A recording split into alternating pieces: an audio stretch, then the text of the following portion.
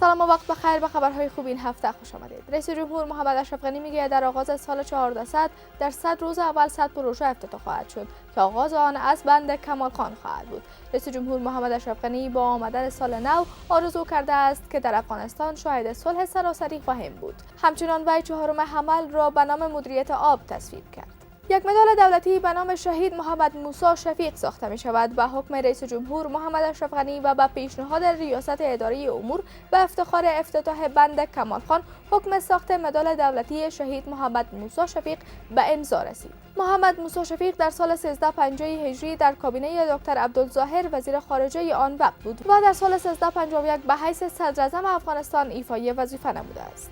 بازسازی کار میدان هوایی خوست 94% تکمیل شده است. مسئولین این ولایت میگویند که کار این پروژه تمام و در مدت 1.5 ماه افتتاح خواهد شد که با افتتاح این میدان پروازهای بین المللی هم آغاز خواهد شد. کار میدان هوایی خوست از سوی اداره هوانوردی ملکی به ارزش 991 میلیون افغانی به پیش رفته است که اکنون تعمیر ترمینال، ITM، واتر تاور، پارکینگ وسایط و ساختمان کنترل ترافیک هوایی زیر کار است. وزارت احیا و انکشاف دهات برای نزدیک به 1.1 میلیون تن که از خشکسالی آسیب دیده‌اند زمینه کار فراهم می‌کند. این وزارت می‌گوید پروژه انعطاف که با کمک مالی 200 میلیون دلار بانک جهانی برای 85,000 فرد آسیب دیده خشکسالی کمک نقدی می‌شود و برای 1.1 میلیون نفر زمینه کار فراهم خواهد شد.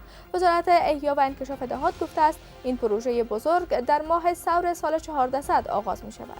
افغانستان بیش از 1 تن زعفران به ازبکستان صادر می‌کند. وزارت صنعت و تجارت افغانستان می‌گوید که روابط تجارتی میان کابل تاشکند رو به افزایش است و به تازگی قرارداد صدور بیش از 1 تن زعفران به ازبکستان امضا شده است. بر اساس آمار وزارت زراعت، آبیاری و مالداری افغانستان در جریان سال روان خورشیدی 8000 هکتار زمین در این کشور زعفران کشت شده است که کم از کم 21 تن زعفران از این کشتزارها حاصل گرفته شده است. پروژه تاپی در افغانستان به زودی آغاز خواهد شد. وزارت معادن و پترولیم میگوید کار عملی این پروژه در افغانستان تا ماه اسد سال آینده آغاز می شود. پایپلاین گاز تاپی 1800 کیلومتر طول دارد که در این پروژه گاز از ازبکستان از طریق راه افغانستان و پاکستان به هند فرستاده خواهد شد. افغانستان با تطبیق این پروژه در 10 سال نخست 500 میلیون متر مکعب گاز، در 10 سال بعدی 1 میلیارد متر مکعب گاز و در 30 سال آینده 1.5 میلیارد متر مکعب گاز به دست خواهد آورد. ژاپن برای مبارزه با امراض ساری 1.8 میلیون دلار با افغانستان کمک می‌کند. سفیر ژاپن در افغانستان گفته است این کمک‌ها برای توانمندسازی تشخیص امراض در مراکز خدماتی و همچنین برای جلوگیری از مرگ و میر افراد مبتلا به امراض انتونی مصرف خواهد شد. بر اساس معلومات سفارت ژاپن این کشور از سال 2001 بدین سو 6.9 میلیارد دلار با افغانستان کمک کرده است. 1057 سرباز تازه نفس از مراکز تعلیمات مشترک محاربوی کابل فارغ شدند.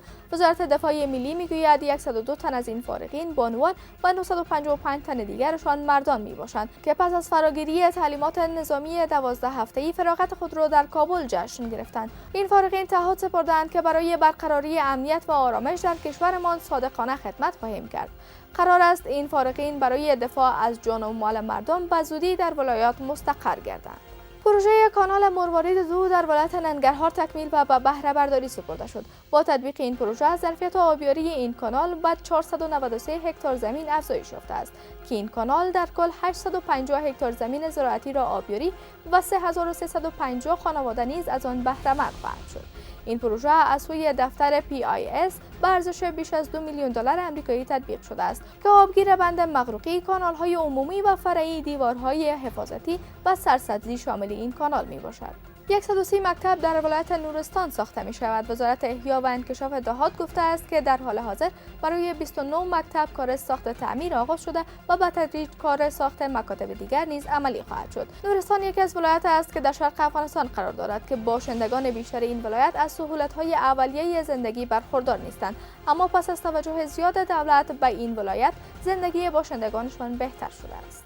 ممنون از توجهتان به خبرهای خوب این هفته. تا بعد، خدا نگهدار.